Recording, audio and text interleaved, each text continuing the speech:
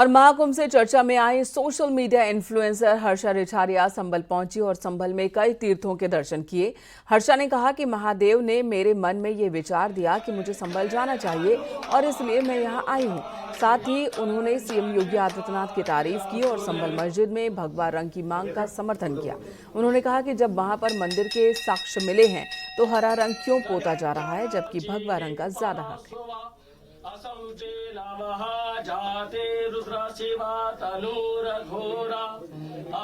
महाकुंभ से चर्चा में आई हर्षा रिछारिया इस वक्त हमारे साथ है, जो संभल पहुंची है। संभल क्यों पहुंची, किस लिए पहुंची, क्या कोई खास आयोजन, इस पूरे मामले पर बताएं हमें। देखिए, अब हर्षा रिछारिया आजादी के साथ मंदिर के दर्शन करने भी नहीं आ सकती।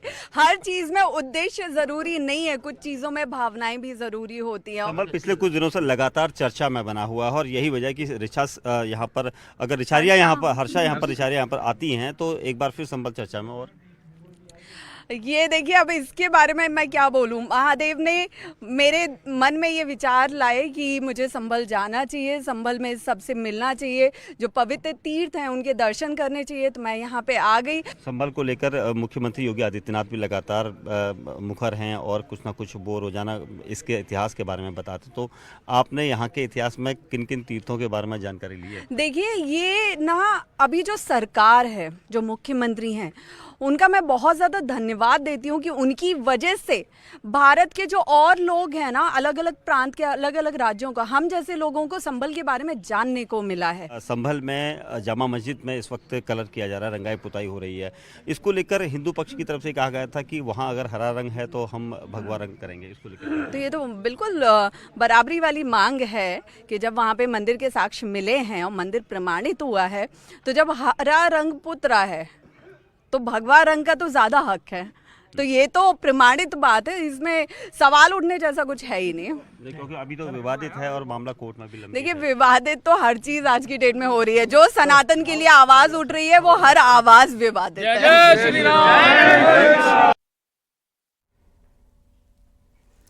इधर मंत्री दिनेश सिंह ने एक बार फिर राहुल गांधी पर हमला बोला। मंत्री ने राहुल गांधी को सिरफिरा बताया और कहा कि राहुल गांधी को कोई सीरियस नहीं लेता।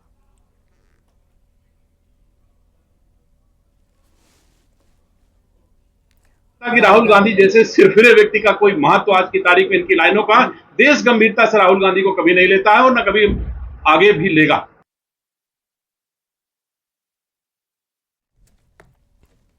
उत्तर प्रदेश में आज से गेहूं की खरीद शुरू होगी। 6,500 क्रय केंद्रों पर 15 जून तक खरीद चलेगी। 2,425 रुपए प्रति क्विंटल समर्थन मूल्य घोषित किया गया है। सरकार ने 150 रुपए प्रति क्विंटल मूल्य बढ़ाया है पिछले साल के मुकाबले। 48 घंटे के भीतर किसानों को भुगतान होगा। ये फैसला भी पिछली कैबिनेट मीटिंग के दौरान लिया गया।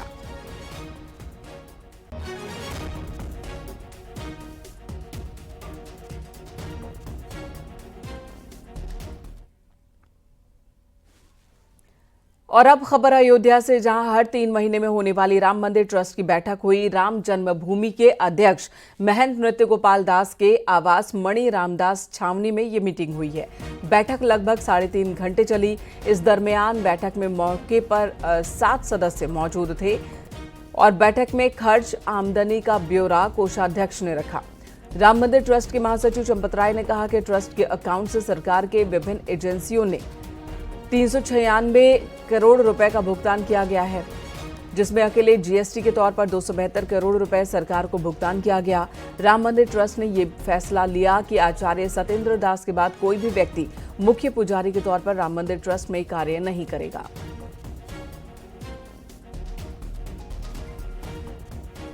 पाँच फरवरी 2020 ये ट्रस्ट का गठन हुआ। 28 फरवरी 2025 तो 20, 21, 22, 23, 24, 25 5 वर्ष। 5 वर्षों में के अकाउंट से सरकार की भिन्न भिन्न एजेंसियों को लगभग 396 करोड़ रुपए का भुगतान हुआ है। गवर्नमेंट एजेंसीज, इसमें जीएसटी के रूप में 272 करोड़ रुपया गवर्नमेंट को गया है। इधर प्रयागराज पुलिस ने 24 घंटे के भीतर खुलासा किया महिला की हत्या का। हंडिया थाना पुलिस ने हत्यारोपी 34 वर्षीय सब्जी विक्रेता संदीप को गिरफ्तार किया। हत्यारोपी संदीप ने महिला से अवैध संबंधों की बात कबूल की है। पुलिस की पूछताछ में उसने बताया कि पिछले 3-4 सालों से दोनों एक दूसरे के संपर्क में थे। आरोपी महिला शादी का दबाव बना रही थी।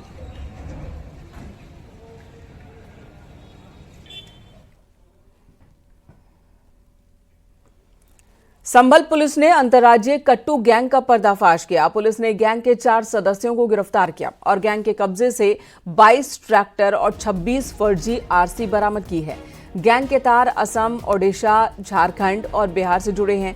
गैंग के सदस्य प्राइवेट फाइनेंस कंपनियों से फर्जी नाम से लोन पर ट्रैक्टर खरीदते हैं और लोन जमा न करके ट्रैक्टर हड़प लेता है। ट्रैक्टर की फर्जी आरसी तैयार कर ये ट्रैक्टर बेच दिया करते थे। आज जनपद संभल में जो संगठित अपराध है उसके ऊपर लगातार कड़ी कार्रवाई हमारी एडिशनल एसपी अनुप्रीति की लीडरशिप में चल रही है। इन्होंने एक बड़े ही इंटरेस्टिंग रोचक फर्जी ट्रैक्टर का इंश्योरेंस का एक स्कैम है जो कि इंटर स्टेट स्कैम है, उसका खुलासा करने में काफ़ी मेहनत की थी, जिसको आज रंग लाई है। इसमें आज कुल 26 आरसी अलग अलग ट्रैक्टरों की और कुल 22 ट्रैक्टर हैं, उनको यहाँ पे हिरासत में लिया है। बलिया पुलिस ने दहेज हत्या के आरोपी को गिरफ्तार किया, जेल भेजा। पुलिस के मुताबिक 16 मार्च को भीमपुरा थाना अंतर्गत बहादुर गांव में नव विवाहित की हत्या का मुकदमा दर्ज किया गया था, जिसका पुलिस ने खुलासा किया। आरोपी चंद्रभान चौहान को बहादुरपुर गांव से ही गिरफ्तार किया गया है और जेल भेजा गया है।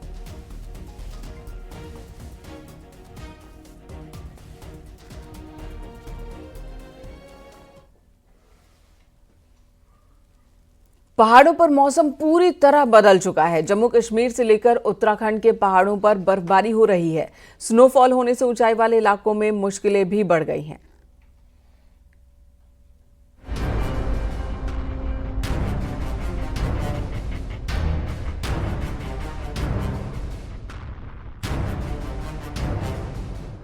मार्च का आधा महीना बीत चुका है, लेकिन पहाड़ों पर बर्फबारी का सिलसिला चल रहा है।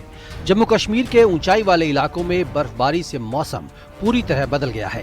कुपवाड़ा के ऊपरी इलाकों में बारिश और बर्फबारी की वजह से हालात मुश्किल हो गए। कई इलाकों का संपर्क आपस में कट गया। मौसम खराब होने के कारण एडवाइजरी जारी की गई है। कई इलाकों में एवलांच का खतरा बना हुआ है। प्रशासन ने ऊपरी इलाकों में 17 मार्च को स्कूल बंद करने के निर्देश दिए। साथ ही सीमावर्ती इलाकों में लोगों को आवाजाही सीमित रखने की सलाह दी। सोनमर्ग से आई इन तस्वीरों को देखिए, जहां तक नजर जाएगी बस बर्फ ही दिखेगी। बर्फबारी से कई रास्ते बंद हैं, जिससे आवाजाही में दिक्कत आ रही है। सड़कों पर बर्फ की मोटी मोटी चादर चढ़ी हुई है। अब कुलगाम का हाल देखिए, घरों के बाहर बर्फ की मोटी मोटी चादर बिछी हुई है। हर तरफ बर्फ डेरा जमाए हुए है।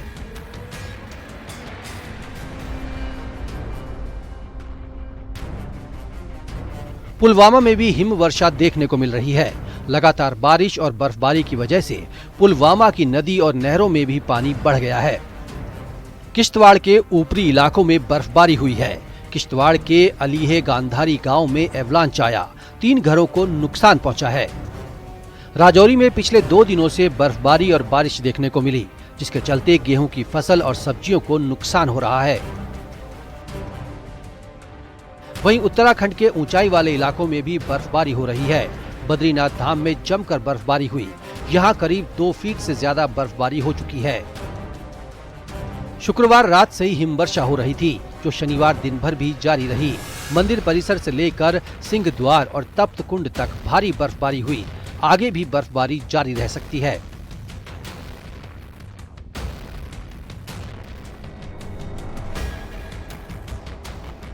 उत्तरकाशी में गंगोत्री हाईवे बंद है। झांगथांग ग्लेशियर आने से धराली से आगे हाईवे पूरी तरह से बंद हो गया। धराली से आगे बर्फ टूटकर हाईवे पर आ गई। बीआरओ की टीम बर्फ को हटाने में जुटी है। यमुनोत्री धाम भी बर्फ से ढका हुआ है। इसके अलावा गंगोत्री धाम, हर्षिल मुखबा में भी बर्फबारी हुई। हिमाचल प्रदेश के लाहौल स्पीति में जबरदस्त बर्फबारी हुई है, जिससे यातायात पूरी तरह बाधित है। सड़कों से बर्फ हटाने का काम युद्ध स्तर पर चल रहा है। हिमाचल के चंबा से भूस्खलन की तस्वीर सामने आई है। यहाँ एक पुल का बड़ा हिस्सा क्षतिग्रस्त हो गया। Bureau report, news 18।